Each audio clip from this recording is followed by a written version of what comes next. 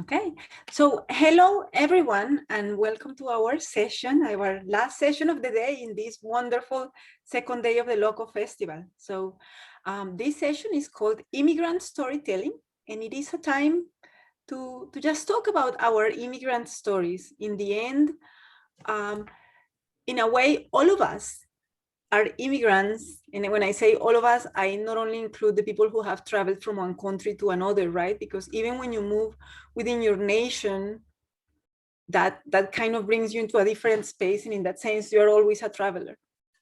So we are here to talk about our stories. And we're going to start. Please take a moment to introduce yourselves and tell us where you are originally from, where you are today, and how long have you lived here? Okay, and just to give us a flow, I'm going to have Regina participate first, then Inessa, and then Vanessa, and we're going to continue that flow. Regina, you are on mute.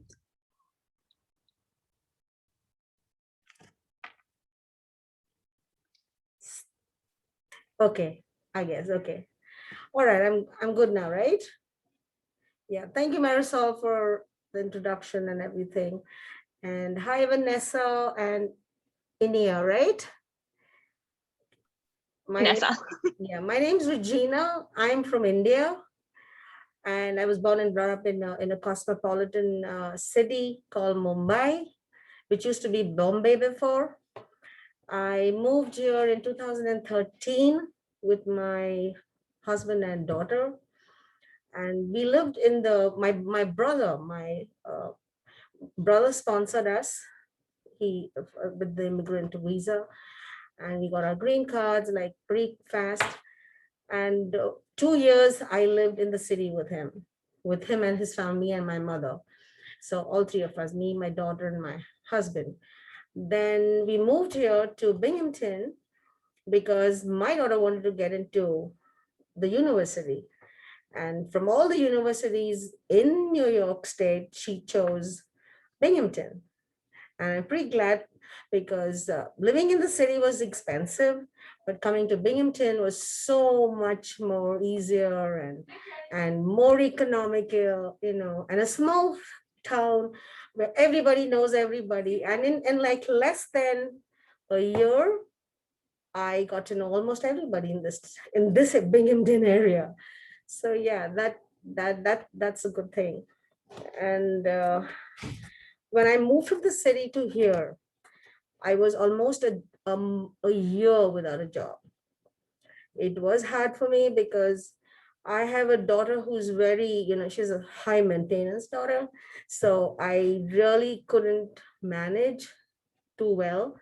So one fine day I was walking down the street this side, and I passed the American Civic Association. And like everybody thinks this is a government place, office, organization, I thought the same. I walked in and I said, let me see if I can get a job here, because it was really getting hard. And I was almost getting into depression and stuff like that. Thank you for the kiss. So I thought to myself, like, I need to find a job. So I came in, I got into this place, and the first person I encountered was Myra. And I, because she happened to be in the reception area that time, and I was like, I said, oh, this is my luck. So I said, look, I'm looking for a job. So if you can give me a job here, I'd be happy. So she said, oh no, we cannot hire because this is a nonprofit, but you can volunteer. I said, yeah, by all means I will, because I'm doing nothing anyway. So I started volunteering here for almost 7 months, and then Myra hired me. I got hired at the front desk, and then there was no stopping me, because I started at the front desk, enjoyed myself thoroughly, meeting like all kinds of people with all kinds of temperaments and all kind of, behavioral demeanor. So I got used to everything. And of course, even if someone came in with, with problems, you somehow have to smile and welcome them. So I enjoyed that bit very much. And then From there I moved. Myra says, oh, you know what, you can do immigration, Regina. And I said, no, I don't think I can do immigration. I don't want to. So she was, of course, driving force, like, oh no, you can do it. I'm sure you can do it. And then she sent me for my training. I got my training, and I somehow became a DOJ representative, accredited representative. And now I'm helping immigrants, you know. When I became a citizen, I we used to with, you know, with most of our staff here, we used to collaborate for the citizenship ceremonies that happened every time at the courthouse. So we were instrumental in that, the American Civic Association. And every citizenship ceremony that we prepared for, I would like go up there and either read the oath ceremony or something, you know, just go up there. But then when I became a citizen, I was like, oh, now this is my turn, and someone else does it for me. So it was a good thing. So yeah, and then now I do immigration, and I help others get into doing their becoming citizens, more especially than, you know, filing for other things, and then helping them get their, after they become citizens, helping them get their parents, their loved ones into the country by filing, you know, immigration status for them. And the main achievement I've had in this place is that during my citizenship ceremony, the county executive, Jason Garner, he dedicated that day, uh, February 8th, 2019, as a Regina Pereira Day. It was a proclamation that I received, and in such a short while, so that kicked me, like, you know, I was so happy. And then even the who's he? Broome County clerk, sorry, that's sticking on my wall, that's what I'm looking up. He gave me a certificate of recognition. And then recently, it was a long-standing proclamation that I had to get from the mayor. So he gave me another day declaring April 6th as Regina Pereira Day. So I got 2 days, one from the county, one from the city. Hopefully I should get one from the state. So, well, that's me. And I feel, and American Civic has done a lot for me. That's why there are times when I say, oh, enough is enough. I think I'm tired. I think I just want to take a break. I just want to leave, go somewhere else where, you know, it's not. But this place stops me. And Myra, of course, you know, is also instrumental. Yeah. Because when I came in here, I remember the first time when I walked through this road, I was so depressed because I didn't have a job for almost a year. And I used to travel with Myra up and down. Like, she would drop me home, and then she would encourage me, Regina, this is not the end of the world. And with a lot of encouragement from her. That's sometimes, like, of course, we have our, what do you say, ups and downs and teething problems, and it's like, oh, I just want to go. But a lot of things that happened here is really holding me back. And this place is so good that I can think of no other place I would want to be. There are some times when I say, okay, I want to go somewhere else and I want to do something else. But of course, this is my forte. So yeah, that's my story. Okay, thank you so much, Regina. And so we are introducing ourselves and telling a little bit about who we are, where we came from, and all of that. Inessa, it is your turn. Of course, thank you. So my name is Inessa, and I'm from Albania. I was born in a Mediterranean town, city of Durrës. I immigrated to United States in 2008, and the way I came to United States was kind of unusual. You don't hear very often about it. I won the diversity lottery. It's a lottery which is available in many countries. Albania was one of them. And once you hit 18 years old, you can apply. And the selection is very random. And if you get picked, you go through a process, and at the end, you show up for an interview and you get the visa. And once upon your arrival here in the United States, within 2 weeks, you're granted the green card and the permanent residency. So it seems a very easy process. It was easy the moment you get the approval and that's it, you won the lottery. I was one of the 7 people that won the lottery in my city, and overall in my country, maybe 20 something at that time. Now, who pushed me to apply for the lottery? My parents had applied many years and no one had won, but and they didn't really want anyone from our family to leave the country, especially separate from them, especially my mom and dad. But it was my aunt and my uncle that pushed me. I was a senior in high school at that time, so they wanted me to come and study here in US. Opportunities are a lot bigger here compared to what Albania has to offer. So I applied. My parents, although they didn't like the idea of me applying, winning, and coming here, they never stopped me. But I remember the moment that I received that envelope with a letter that I got selected. I come back from school and my father was holding the envelope, and it seemed like he was like very sad. His face would tell me everything. And at first I got scared, like what had happened. But then all he does is hand me the envelope. He doesn't say anything. And the moment I see, congratulations, Inessa, you won the diversity visa lottery, and this gives you the opportunity for a green card. I'm overjoyed. And I can't see him not even putting a smile on his face. But however, as much as he didn't want me to go, he never said no. He never said no. He let me make the decision for the first time in my life, all by myself. And here I am now, 12 years later. I immigrated to US. I lived with my aunt for 7 years. I was their daughter, their only daughter. I was lucky enough to have family members here in US, at least to have a place to stay and the support that you can get. My aunt and uncle were also recent immigrants, so although they didn't know much about how the school system works, they helped me with what they could.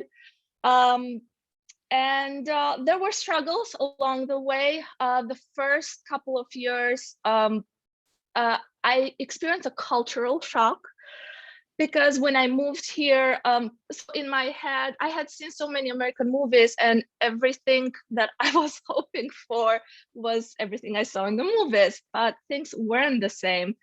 When I moved here, everything felt different. People were different, or at least they felt different to me. Food was different, air was different. So I hated pretty much everything. And I wanted to go back. I wanted to go back so badly. I couldn't adjust the first couple of years, but I think also like I had a lot of pride in me that if I had gone back, I would have considered myself a loser because I came here for a reason, and I came here to go to school here because of the opportunities. So I just lived with it, with all fears, and I overcame all the obstacles, although there's still obstacles along the way. Also, another thing that has helped me on my decision to stay here was meeting my husband. When I was very young, I was freshman in college here when I met him, and we've been together ever since. And I think he was also a reason for to like stick with US and never look back. right now I love US. It's my home, and I'm proud to consider it my home. And it gave me so many opportunities, like the education that I could never receive if I had stayed in Albania. I graduated from Binghamton University in 2013. It wasn't my first school.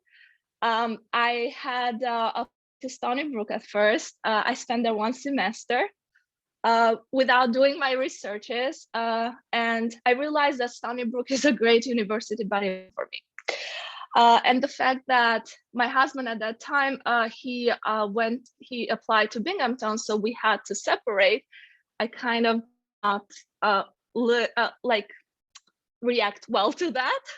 So my second year, I dropped out from Stony Brook. I reapplied to Binghamton. I got accepted, and we graduated together. I studied mathematics. It was always my dream to study mathematics. I was little. My mom also kind of pushed me towards this field.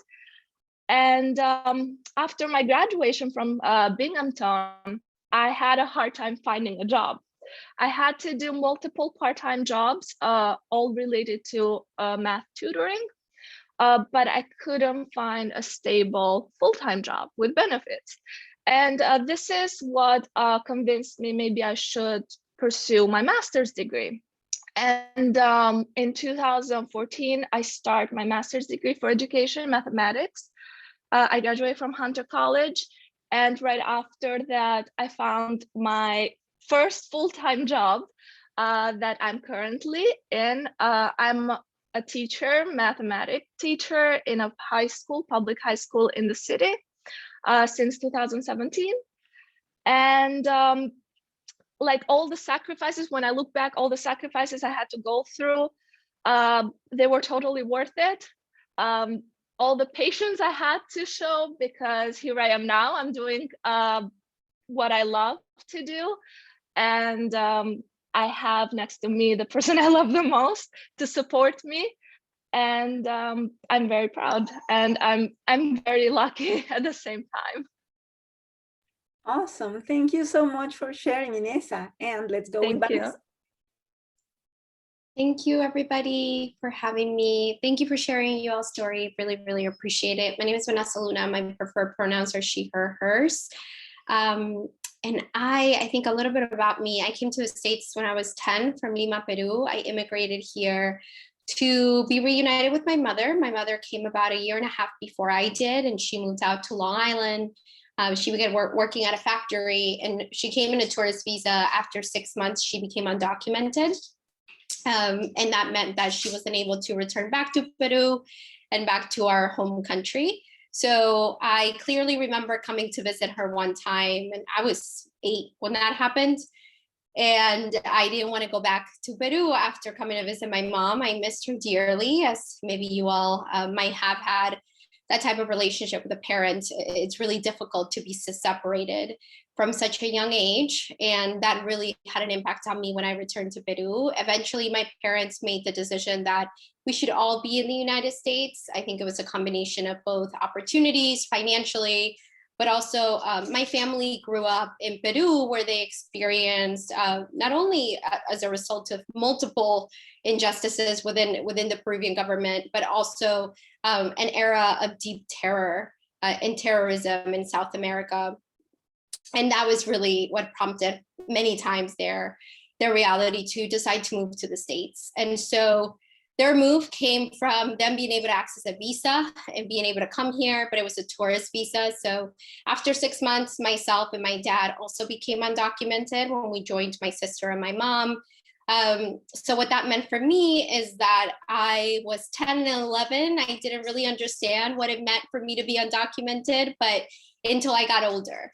And I think the most challenging pieces that I remember in my life was adjusting to a new country, also learning English. I didn't speak a word of English when I came to the States. So maneuvering that and really trying to attempt to find a welcoming space in a school, I think was challenging. Eventually, I was fortunate enough to be able to get support and learn. And a lot of that happened because of community, also because of some educators that really, really had a lot of faith in me and saw the potential that I had, regardless of the fact that I didn't have my papers.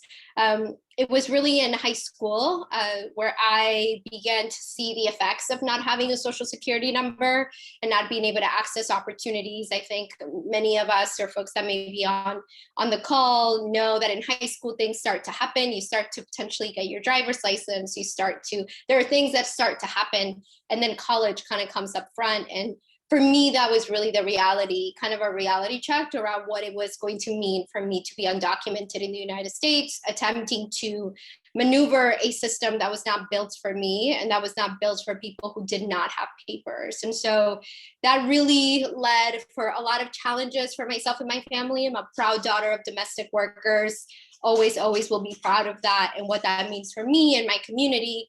But it also meant a lot of financial strains on myself and my idea of what college was going to look like as an undocumented person who couldn't get any type of federal financial assistance because of my immigration status.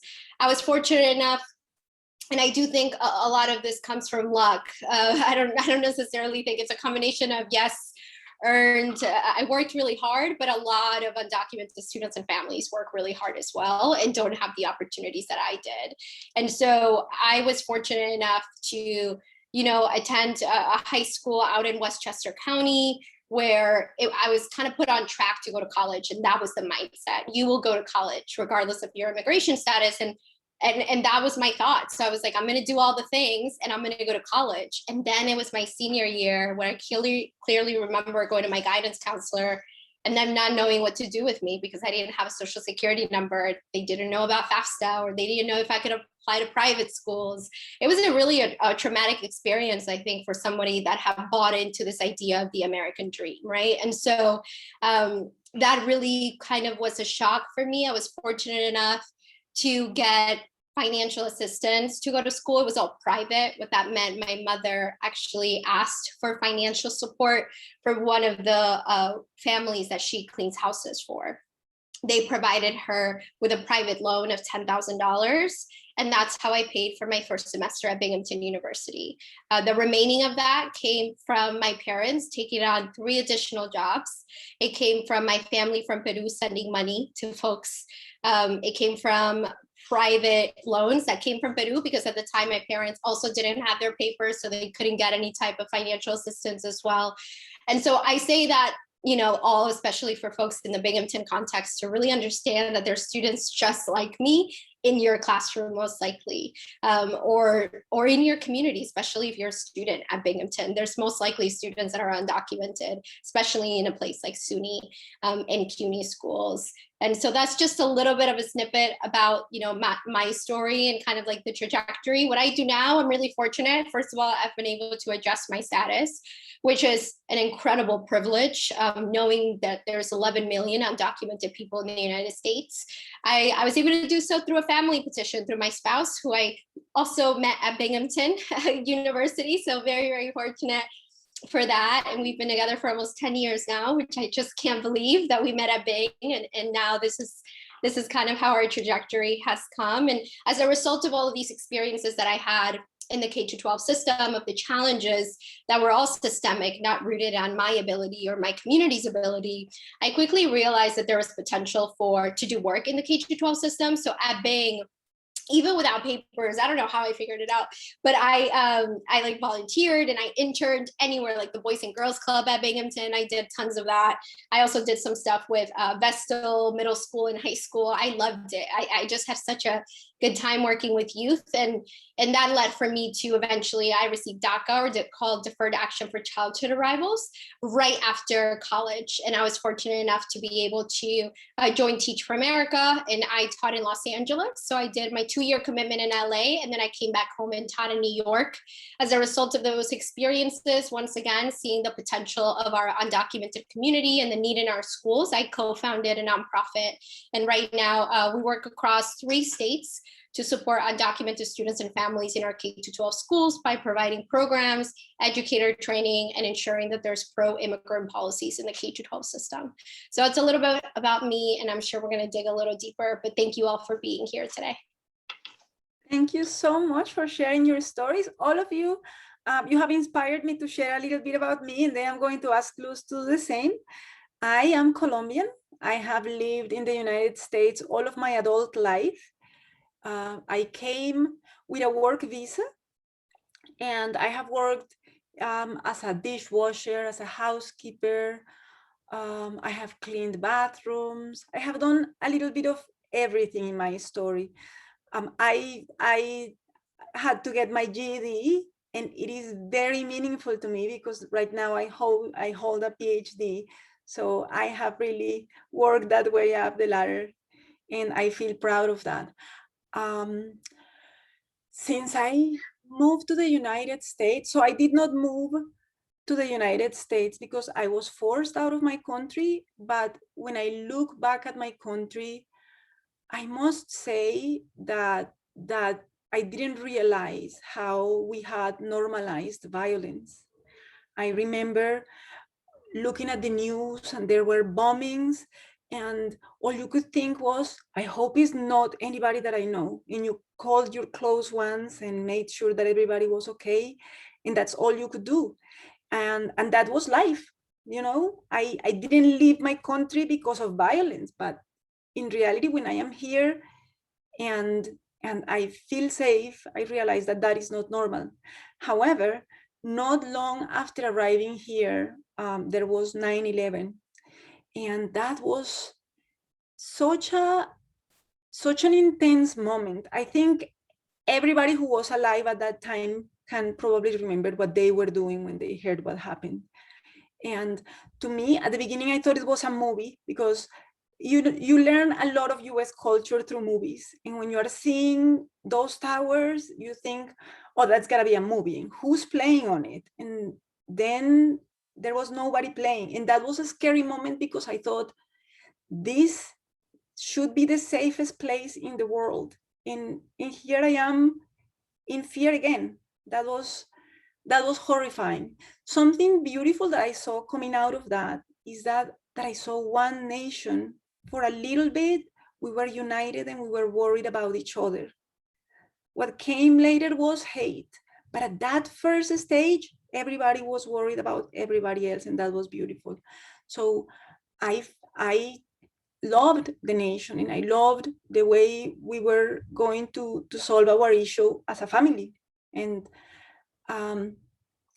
since then, I have been in many places. I am married, I have kids, and I have been blessed. I have taught in elementary and secondary school. I have taught English as a second language, and I have taught Spanish in high school and at the university level as well. And that's what I do, and I love it. I feel blessed every day that I get to do it. And I think it is wonderful to be working at Binghamton University because it allows me to do these kinds of things, to dream a festival and make it happen, and being able to collaborate with so many people and being able to get to know your stories is a blessing. So that's my story. And let's hear a little bit about Luz.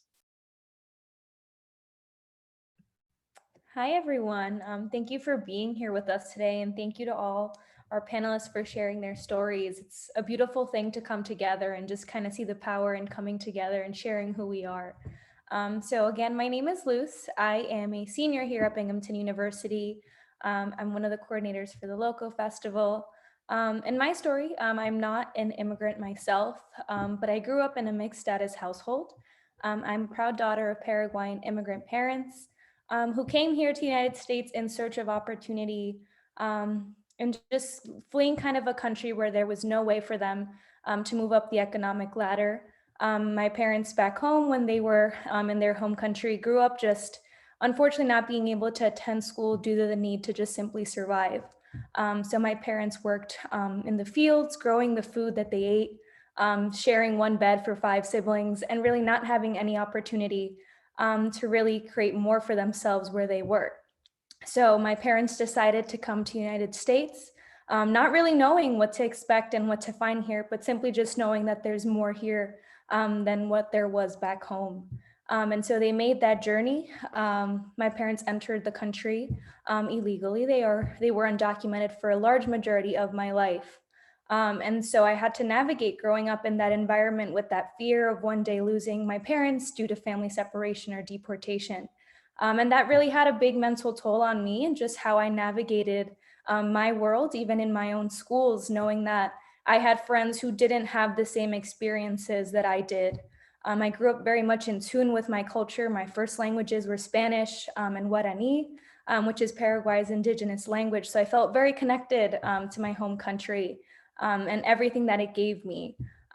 So a lot of what I've learned and experienced has been through my parents and just seeing the struggles that they've navigated here in the United States, the systemic issues that have kept them also from really advancing. My mom worked and currently still works cleaning homes, scrubbing toilets, as she says, just like cleaning and being a housekeeper.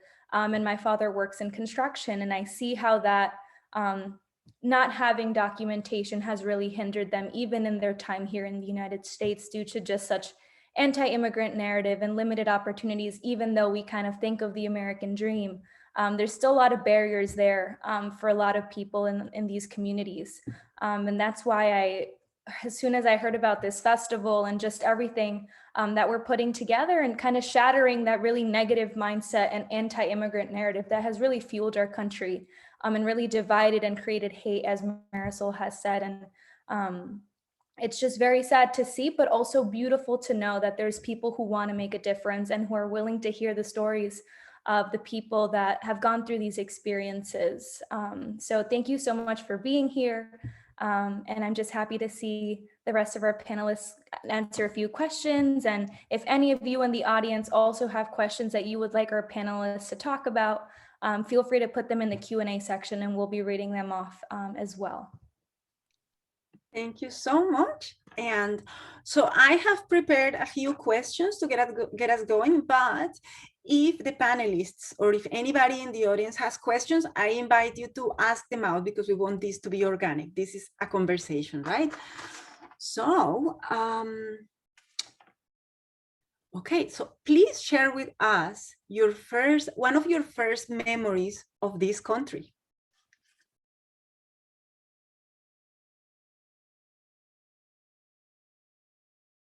And Regina, right? We said we're going to go Regina, Inessa, and Vanessa. Yes. Well, can you please repeat the question?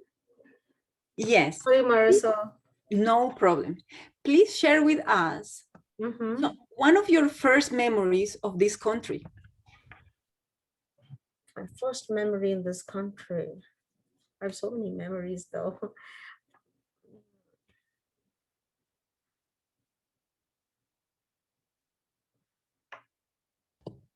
So I can start because I have been thinking of my memories for this session. So while Regina thinks, I'm going to tell you about my first memory.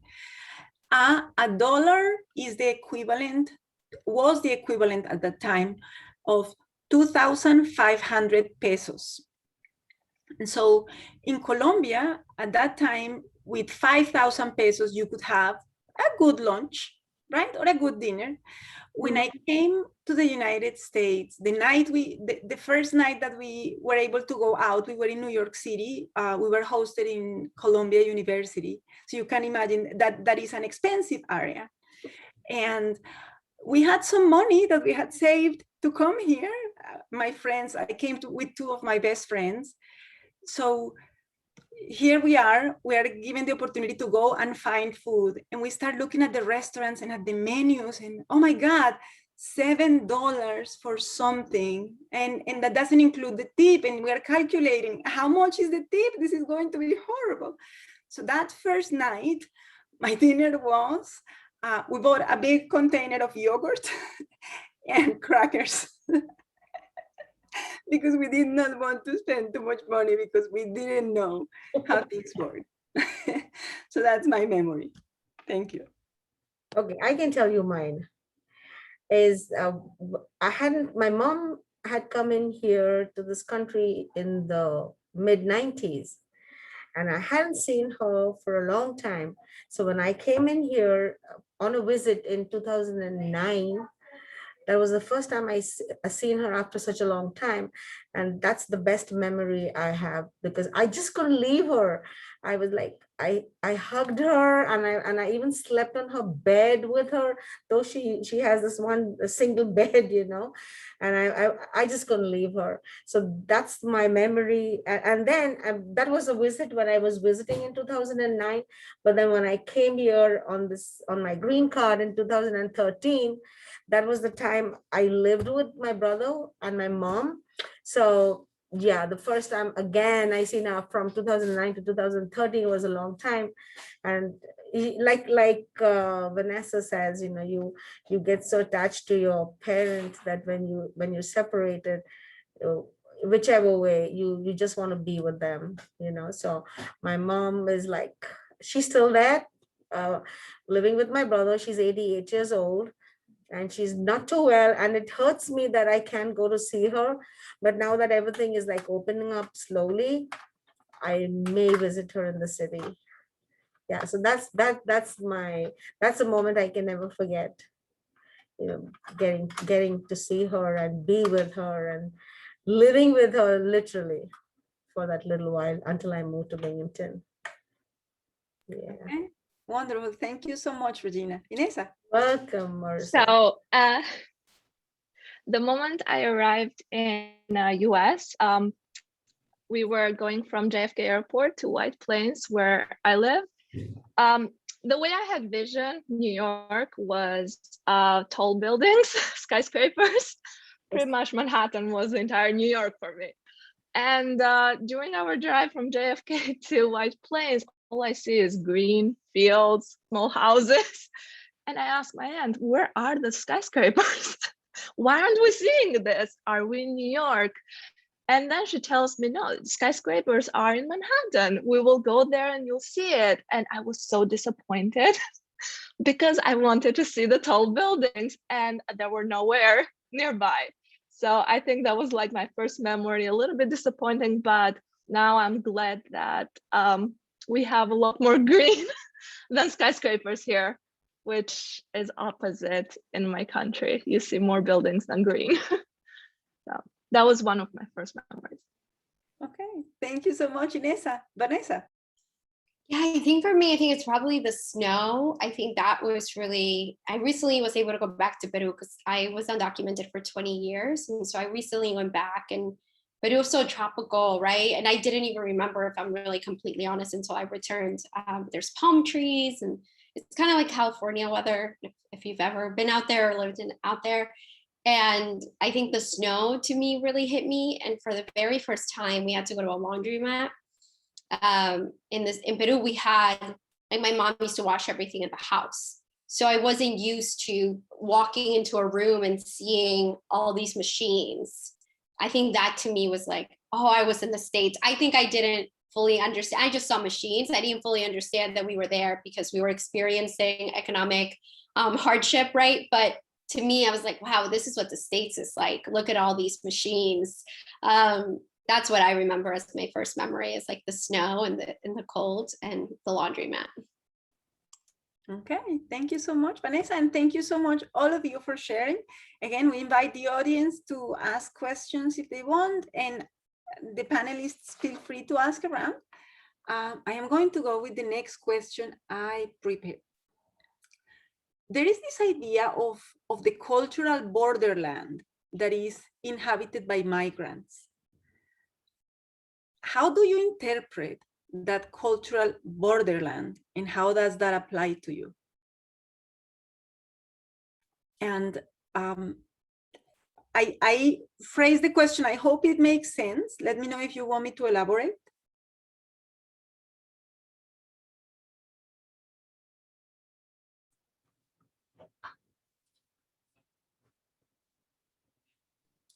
Does the question make sense?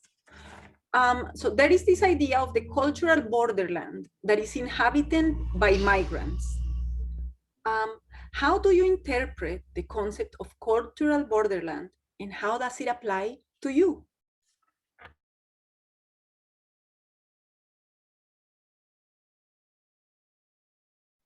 So I am going to start. To me, the cultural borderland is this space where I am no longer fully Colombian, because when I go back to my nation, I realize that the person that lived there a long time ago. And when I am in the United States, although this has been my home for all this time, somehow I don't feel fully accepted as one of us, if that makes sense. So to me, the cultural borderland meant when I stopped being a Colombian and I became a Hispanic. When I stopped being a person that had a ton of things in common with people in this nation, and now I have things in common with people in 23 nations, and we are classified as one. So that is my expression. That's how I live the cultural borderland.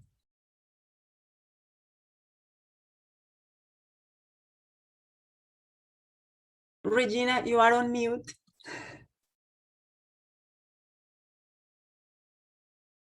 I'm not saying anything yet.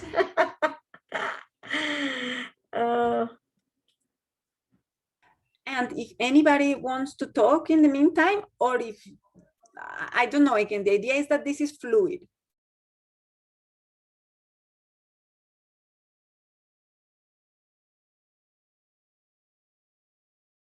I think for me, it's been a transformation of understanding kind of like my experience and how it's derived from, I think, a long generation of really strong women.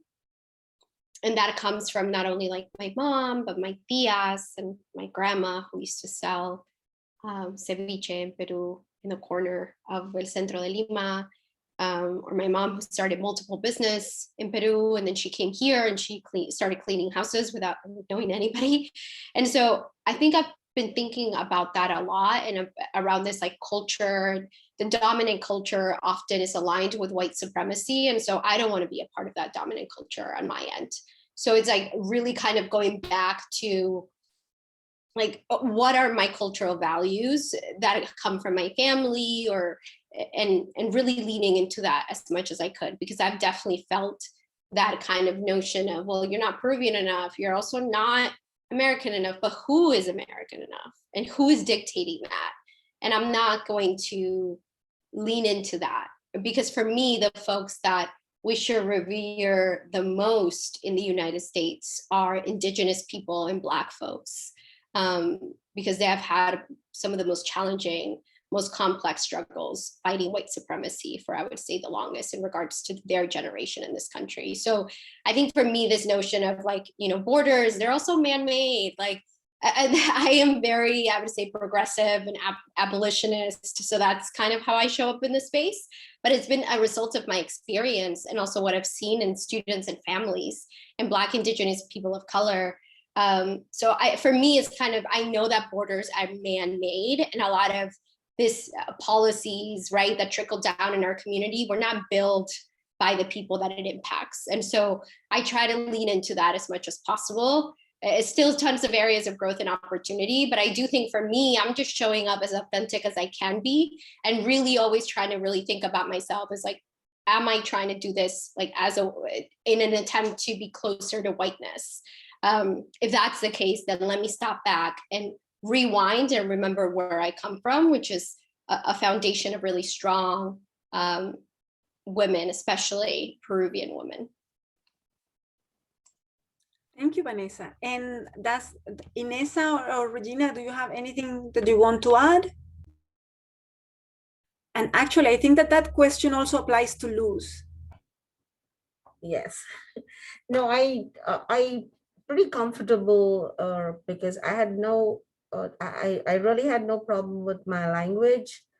And when I like came into the American Civic, I got so used to the community and, you know, everybody in it. And I don't think I came across any kind of, you know, what do you call that, any biased kind of feeling from anyone. I didn't feel that. So I feel pretty comfortable.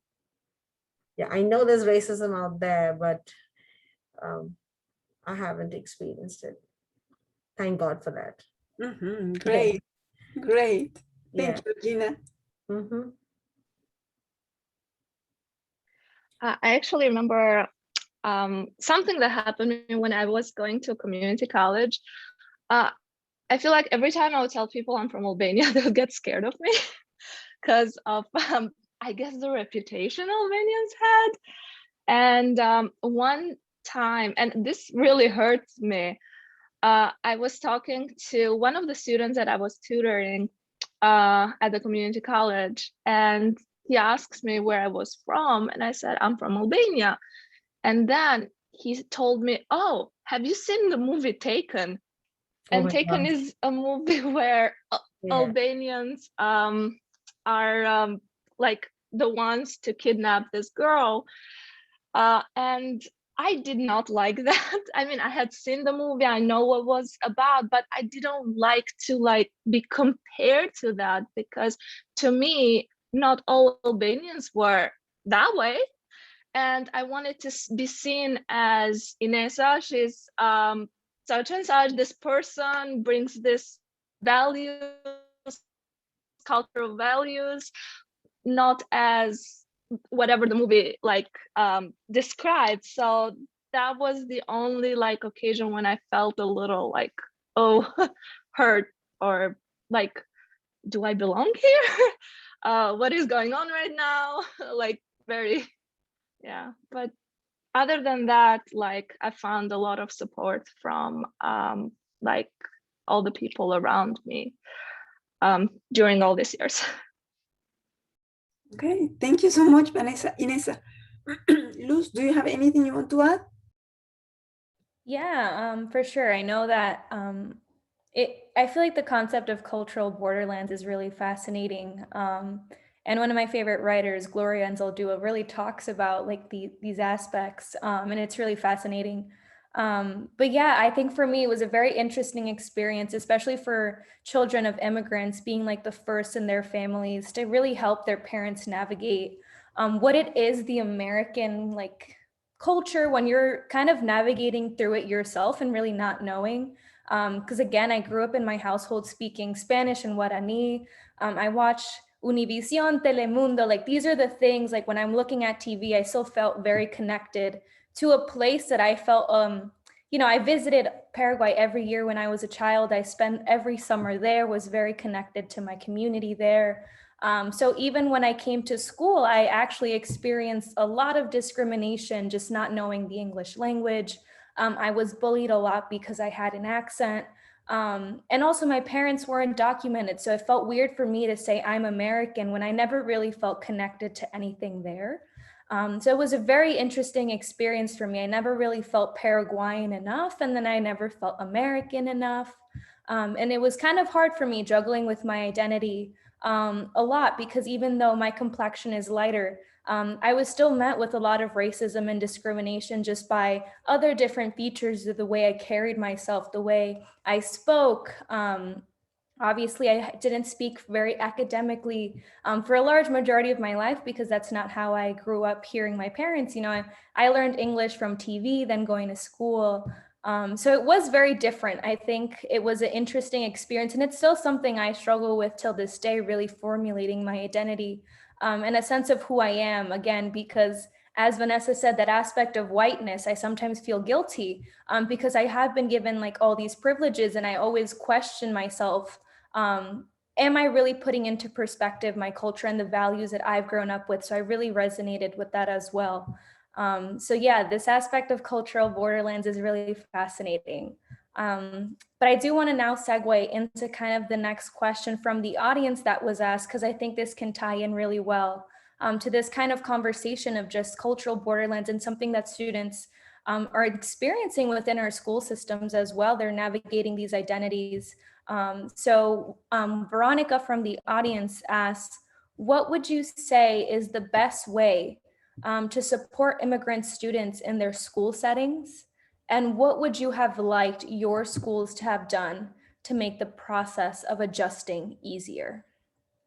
So if anyone wants to start.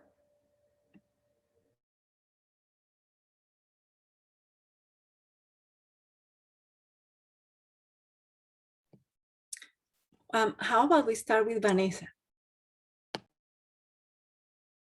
Yeah, I'm happy to jump in. And I think there's a couple, before I kind of dig into it, and I was just, we lead PDs. So a professional development session for educators. I'm literally, so it's like a 2-hour conversation on how to create a safe and welcoming space. So just knowing that there is, you know, some resources out there, and you all can visit ImSchools, which is an organization that I co-founded. You could find websites and resources around that. But I think it's important to know that systems, especially within the United States, but also within many Western countries and countries that have been colonized by the Western context, operate oftentimes promoting assimilation versus multiculturalism. And so this notion of assimilation is kind of what we all work towards, right? Whether it's like learning English, whether it's like maneuvering the system in a certain way, or presenting yourself in a certain way, or speaking in a certain way, or acting in a certain way, or eating certain things versus not eating certain things, right? There are things that in our schools we promote, because these schools have often not been built. From my perspective, Binghamton University was not created by somebody that looks like me. It just wasn't. It's just a reality. Many universities and also schools were also not created by that context. They were created to support a very specific type of person and individual. And so I think with that, when it comes down to our immigrant communities, we have to be incredibly intentional when it comes down to all aspects of the work, and not only like celebrating one day with cultural awareness and, you know, bringing food. There's so much more to my culture than food. While it's yummy and delicious and amazing, you know, we also, there's other components in that as well. Like, are you being really strategic about what you're putting in front of students, right? Are you really thinking about what you're reading? What does your syllabus look like? What does your curriculum look like? Are you being intentional in creating safe spaces, not only in moments of crisis, but even before then? How do students and families know that you're an ally? I think that especially of the past 4 years in a highly xenophobic, highly anti-immigrant, I think the question before, like, I've experienced so many microaggressions because of my immigration status. But I've also, I think, have a set of privilege as somebody who like doesn't have a large accent or maneuvers a world in a different way because I have a master's degree, or because I co-founded this nonprofit organization, right? And so we often want to kind of highlight those folks. And those are the folks that we should look up to and work towards. But I like to highlight somebody like my mother, who cleans houses. She cleans 20 houses a month. And I think she's incredible and amazing. If anything, a better leader than I am, to maneuver a brand new country. But those are not the folks that organizations or sometimes institutions highlight and celebrate. And so if you're not intentional about how you're showing up more than just one day a year, where you're having your students talk about their food and their culture, I really, really like to challenge folks to be really strategic and center the needs of those students. It's often when you center the needs, like when we speak to our K-12 schools and we talk about the undocumented population, it's like, well, are you centering the needs of those that have been most marginalized by an unjust system?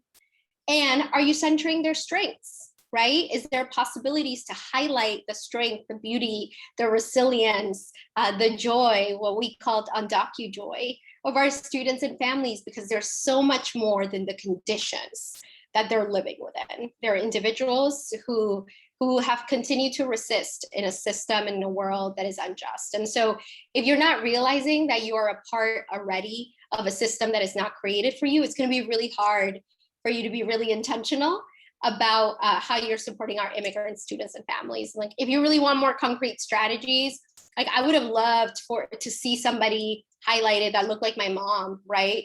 All we ever talked about was specific types of model minorities, I would say, not only within the Asian community that may fit, but it also fits within the Latinx community as well.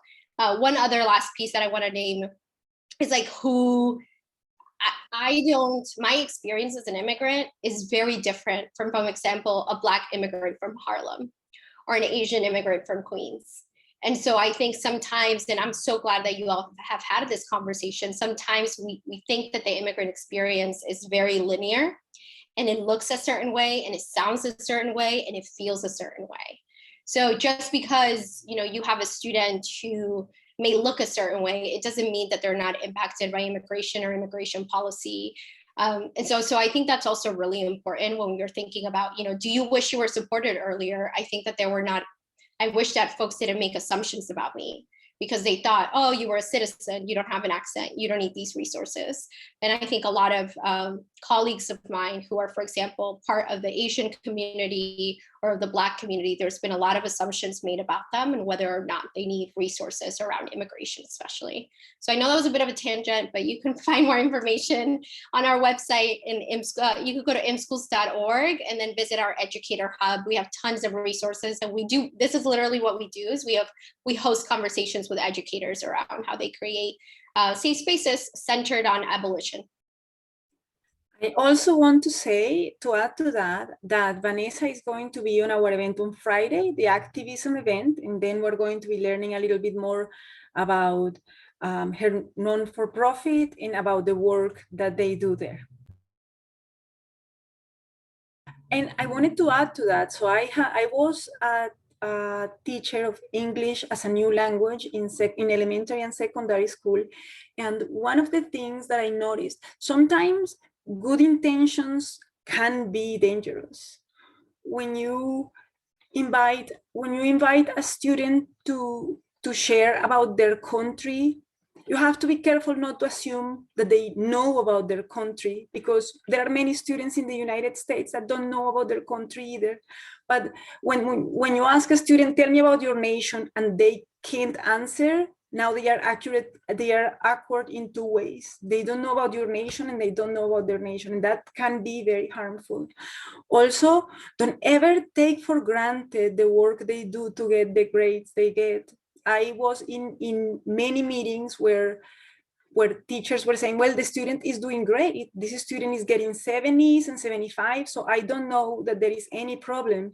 But I knew in talking to these students that they were not sleeping, that they were working, that they left school and did not participate in any events, and they spent 8 and 9 hours extra doing those homeworks. And then they would get to school and they would be judged on things, or like, well, you know, you didn't express this idea well. Although the idea was smart because it was not grammatically correct, it was dismissed. So always try to see the human being and the knowledge of that human being beyond the accent or beyond the way of expressing ideas in writing. Anything else to add on that?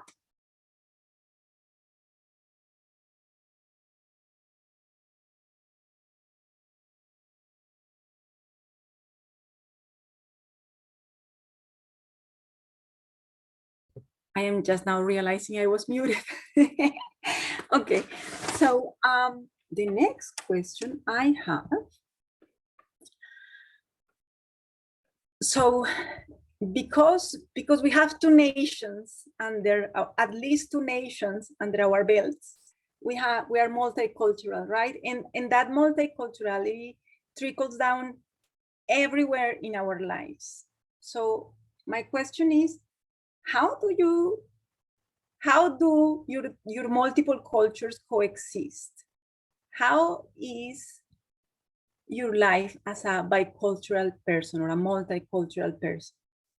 And if you want a moment to think, I can tell you that because I can't find Colombian ingredients to make many things I like, my food is always Colombian American. So that is one way in which I express my culturality. And also when I cook cuisine from anywhere, I infuse it with my Colombianness. So when I do Italian, it's Colombian Italian. And well, that's one way I do it. Who goes next? I can go. So it makes me laugh because I love feta cheese. And in my country, we eat feta cheese with pretty much every meal. So when I first moved here, I got introduced to many types of cuisines, and it was a little difficult to adjust, but having feta cheese with anything I ate from any cuisine made everything taste perfectly. So this is something that I still do even after like 12 years. I still do to like make food taste more delicious. Wonderful. Thank you for sharing, Inesa. Who goes next?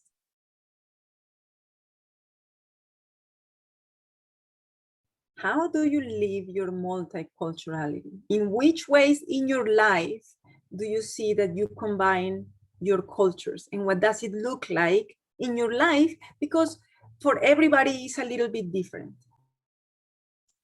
Yeah, I would say for me it would probably be traditions and how we spend maybe some holidays with family. Um, you know, here in the States, I think Christmas, they celebrate on the 25th, for example. For us, we celebrate the 24th, and I've still been doing that. I was fortunate enough, which I think it's really just the universe working. My husband, who I met at Binghamton, is also Peruvian, which is just amazing. I don't know how that happened, but we celebrate a lot of the same holidays, and like 28 de Julio is Peru's Independence Day. And July 4th, we celebrate, we go and see the fireworks.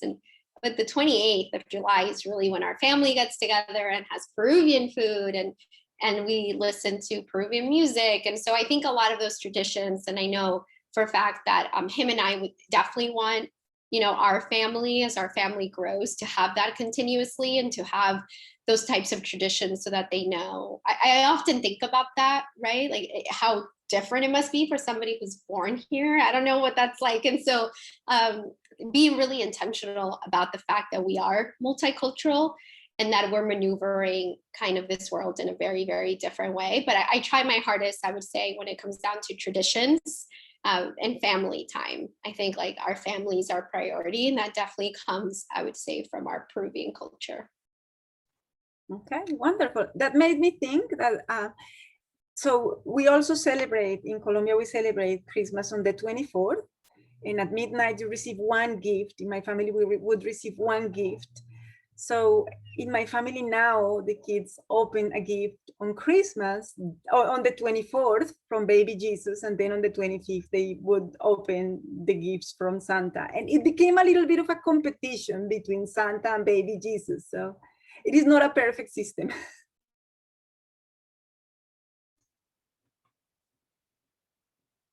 Okay, with me, I am a Christian, right? So we were known as the westernized community in India.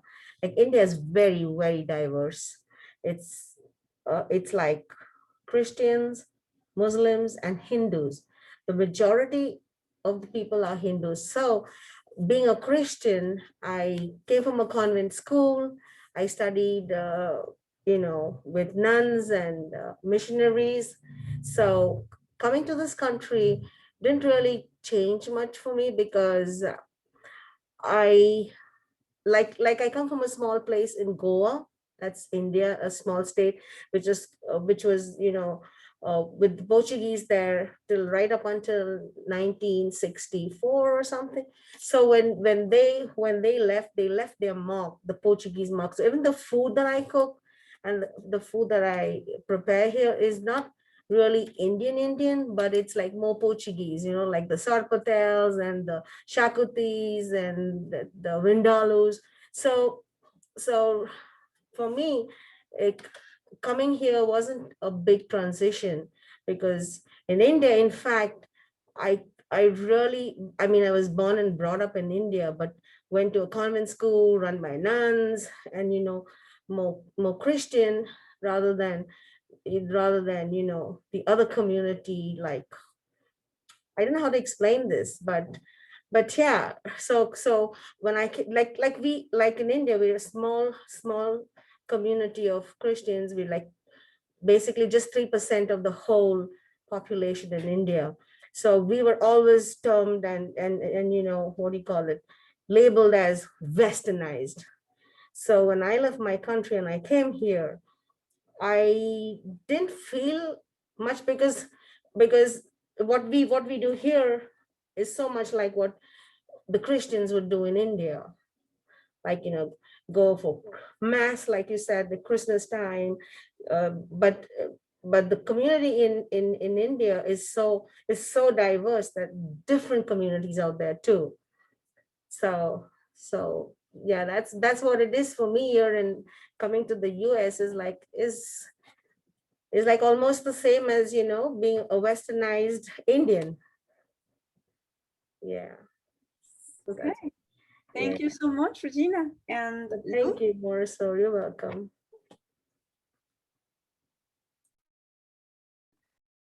Luz, would you like to add something?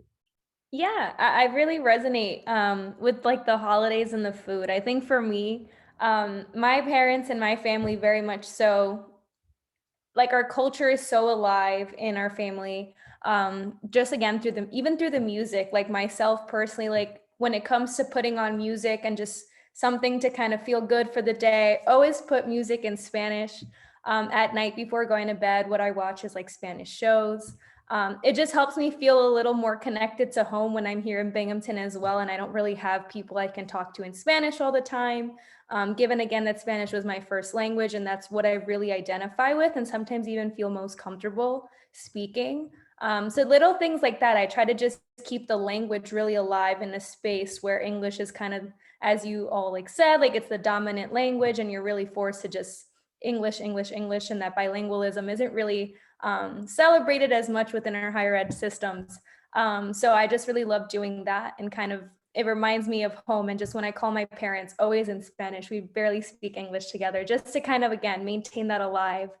And I know that's something I'll pass down on to my children and generations to come, just because I love the language and ability to not only speak two, but three languages. I think it's a really cool experience. Wonderful. Thank you so much, Luz. And again, everybody in the panel, if you want to ask a question, feel free to do so. I don't see any. Oh, I'm sorry. My son is in the background now playing.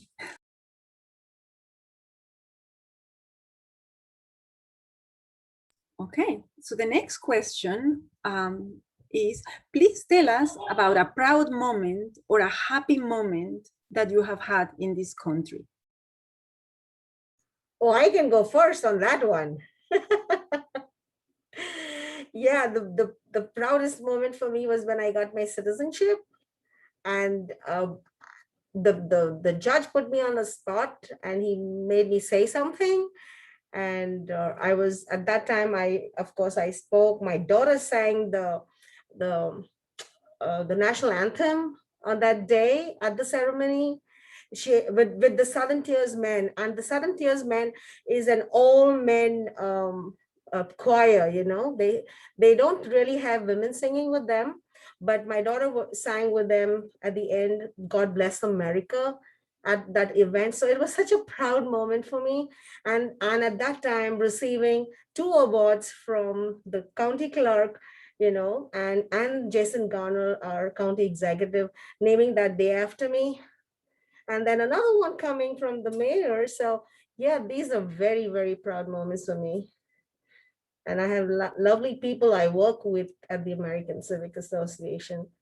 My staff, the staff we work with are so awesome. Yeah, so.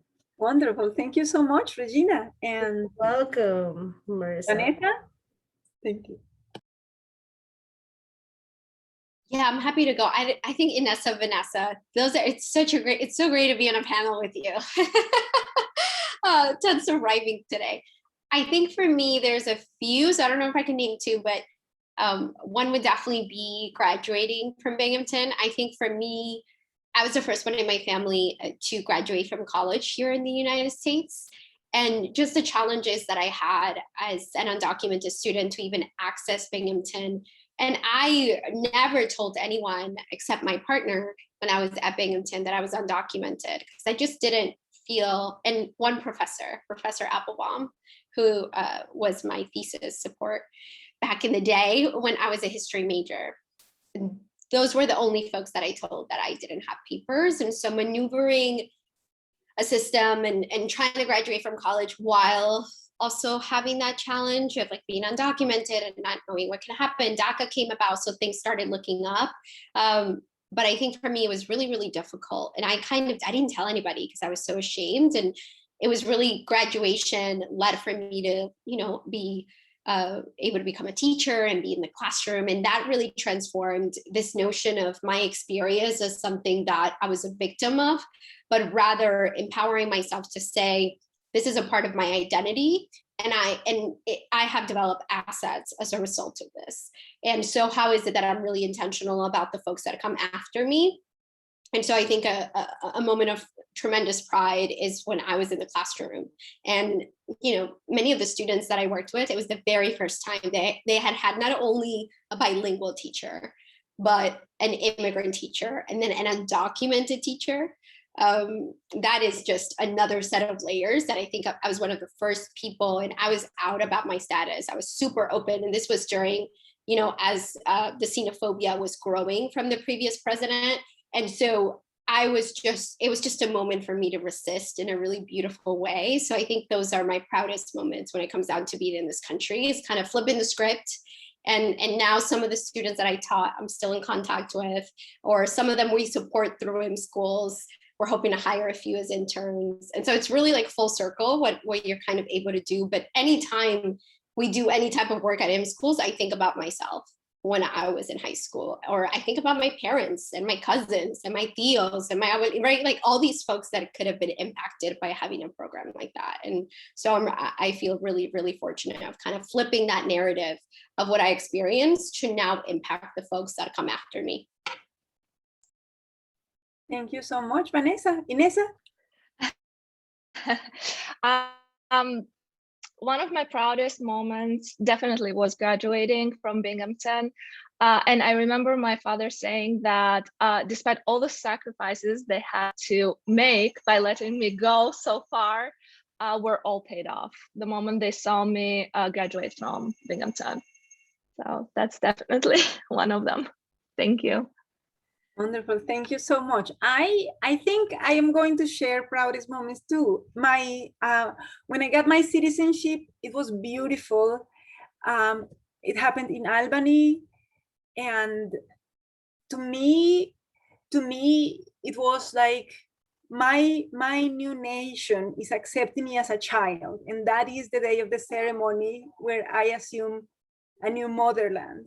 Not that I am abandoning my other mother, but this is my new motherland. That was a beautiful moment. And when I graduated from Binghamton University as well, as I tell you, it kind of, to me, getting that PhD meant a lot, because as I tell you, in the United States, also, although I had studied in Colombia and I had my undergrad, in the United States, I had to start at the bottom, and having a GED and having a PhD were just a beautiful conclusion to that part of my story. Luz? Yeah, I think for my parents, really much so. Again, just like growing up, seeing them really struggle growing, like with them being undocumented, and just the moment my dad got his papers too was just, I really can't put that into words, the relief we felt within our family, within our community.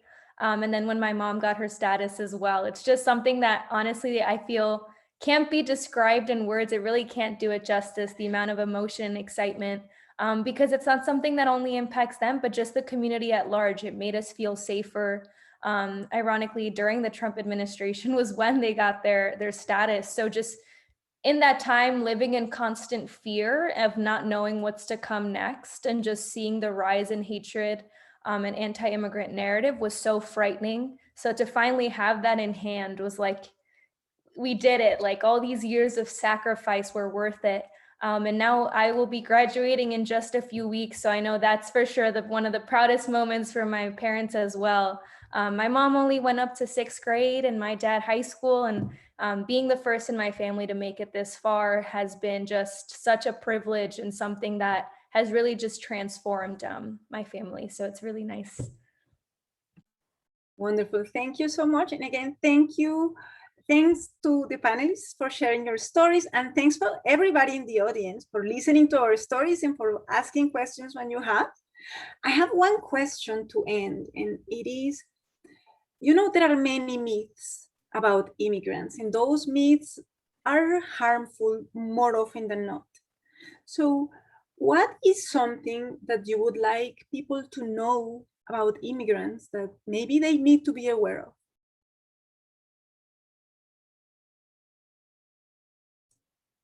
Most of the immigrants are very hardworking. They're willing to take up any job that comes their way with no hangups about, I don't want to do this, or I wouldn't want to do that. They want to be self-sufficient, and they try very hard not to be a burden to the system. And that's what is so great about immigrants and refugees coming into this country. Like they say, America's built, by the migrants and refugees. And it's so true, because they do not shy away from any kind of work. It could be anything, and contribute towards the economy of this country. That's my feeling about the immigrants. Yes. Thank you, Regina. Who would Well, like to go next? I can go. So as an immigrant myself, I appreciate and I value every single opportunity that's been given to me throughout these years. And I believe that all the immigrants feel that way, and we don't take things for granted. As Regina said, we work very hard, and all the immigrants work very hard to get to where they want to be. Thank you, Inesa.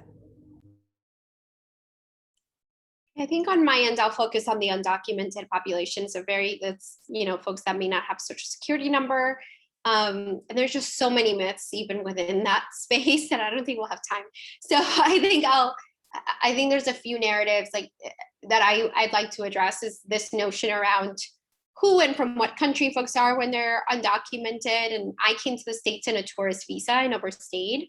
And while so you could become undocumented in different ways. It's not, some people come with a work status and their work status ends and they become undocumented. Some people cross the southern or northern border, but that's often the narrative that we hear continuously. And it's really damaging when we don't see the nuances of how somebody can become undocumented.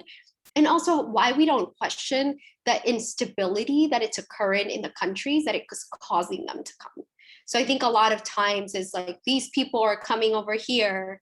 When I'm like, well, the United States, I'm pretty sure, had some type of intervention in Honduras and in multiple areas in South America for the reason as to why folks are coming, right? So if we're not questioning also the role that Western and also world powers like the United States have, that it's going to be really difficult for you to understand why folks are even coming here in the first place.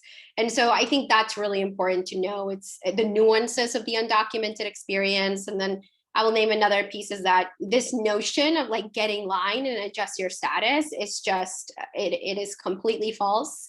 It is a false narrative. I can't even tell you how many times folks have said to students, people said to me at Binghamton, like, well, why don't you just become a citizen? Or why don't you just do X, Y, and Z? And it's like, well, don't you think that if I would be able to, I would have? The process is financially really difficult for you to become a citizen. It has now increased. The fee you have to pay for me even to apply for DACA, which is a temporary 2-year work permit, is $500. And for many families, 1 in 5 people that are undocumented live below the poverty wage. And so it's understanding, right, the complexities of that and the fact that folks just can't get in line. I had to wait 20 years. And I did all the things that folks told me were the right thing, right? I got A's in school. I went to college. I did the thing. I played the game. And even then, it took me 20 years. And so just being really intentional about these myths and these ideas about, why folks come, when they come, what type of status may they may be impacted by. And then also this component of, just get in line. There is no line. There is absolutely no line unless you're able to get adjusted by a family member, or you have a very specific type of case. If not, there is no line for you to become a citizen. So really just being really thoughtful about what you're saying.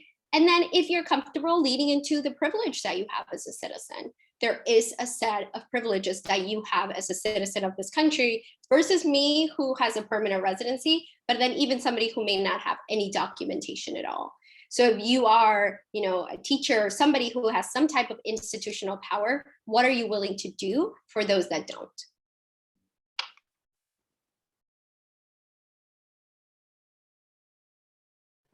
Thank you so much, Vanessa. I am going to talk about two myths. One is this idea that immigrants are not loyal to the United States because they have those other home nations. I think that is as absurd as saying that because you are loyal to your mom, you are unloyal to your father. I think that when you, as I tell you, to me, getting my citizenship implied that I was adopted by this nation, and I love it as my nation because I was adopted by it. The other one that I want to address is that most of the immigrant population are criminals. I think that it is so absurd when I hear people saying, well, why they are criminals, that's why we want them out. That is so far from the truth, because I know how much fear you have when you are driving, you don't have papers, that the police is going to stop you, that you don't go over the speed limit.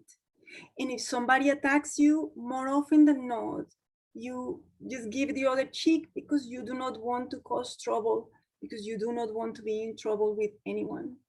The idea that immigrants are criminals because they don't pay taxes.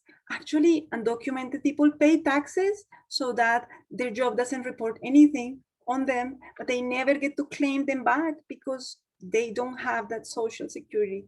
So those are the three I wanted to address. I said two and I ended up with three. Who goes next?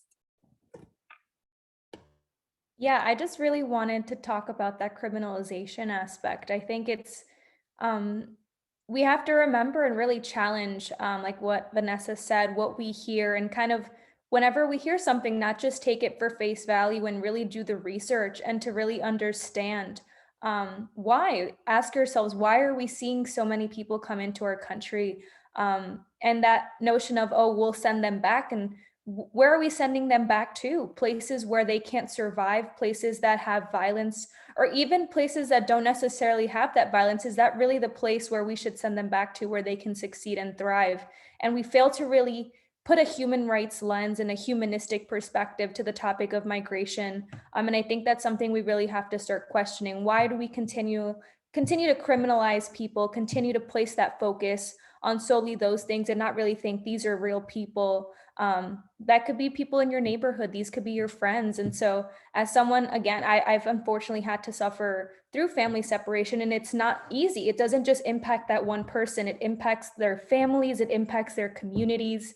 And so when we're saying send these people back, this isn't something that's going to just impact that one person. It's going to lead to mental trauma on numerous people. So keeping that in mind when we have these conversations, really humanizing the topic is important. And that's why sharing our stories and really putting faces to this is really important. So I just wanted to share that as well. Thank you so much, Luz. And again, thank you to everybody for participating. I am now going to share a link before we say goodbye. And this link is to a form. If you go to our website right now and scroll all the way to the bottom, if you go to locofestival.org and scroll all the way to the bottom, you're going to see a map that now has stars pointing to the places where the participants of the festival are coming from in their ancestral homes. So I'm going to put the link here, and please fill it out. If you put your email, then you're going to participate in raffles of Luz actually is wearing one of the Loco Festival shirts. So we're going to be raffling shirts. We have tote bags, some Binghamton mementos for you to keep. So please, I'm going to put the survey right now. We also have some great stickers coming your way, so definitely fill out that form so we can keep the Loco Festival energy going. Okay, and again, thank you to everybody who has participated. I'm going to let you say your words of goodbye, however you want to say them, and then we're going to end. Thank you, Marisol, for having this and having all of us on this panel. Thank you, Vanessa, Luz, and Inessa. Wonderful stories. Thank you. Thank you everyone for sharing your stories, and thank you for giving me the opportunity to once come back again to Binghamton University and share my story. It's been a real pleasure. Thank you. Okay. Yes, thank you to everybody here. Thank you for hosting this space, Marisol, Luz, Inessa. Thank you all so much. Really, I think it's just three completely, I would have never thought back when I was at Bing that I would be coming and talking about my undocumented experience. I was terrified. So I was very different. And I said this to Luz, I was very different than she is when she was a senior, when I was a senior in college. So it's just a beautiful kind of way to heal. I think, especially when you've had lots of challenges, but also lots of beauty coming from the immigrant experience. So appreciate you all so much. Thank you. And on that note, we also want to let you know that tomorrow our festival continues. And we're having a literary art introduction, and we're having Drew Kahn come and talk about the power of storytelling. So this energy is going to keep going. So if you want to join us again tomorrow, we're going to have some students share their pieces that they wrote on the refugee crisis and immigrant stories. So feel free to join us again tomorrow, and later in the day, we're also having a conversation surrounding the migration and refugee crisis. So tune in, and thank you to everyone again, and we'll definitely get access for you all in the forum. So thank you. Okay, wonderful. And the only thing I have left to say is all of these videos are going to be uploaded to our website. We're going to be uploading bios of all the participants and all the people who have contributed. And thank you to everybody. I am super happy to be here, and I am looking forward to continuing this festival. Have a wonderful day. All too. Bye. Bye.